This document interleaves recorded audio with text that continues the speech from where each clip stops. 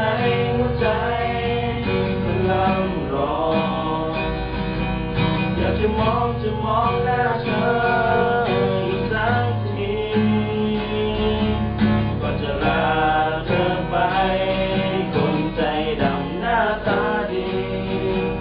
ขอโทษเธอสักทีจากหัวใจและมีหนึ่งค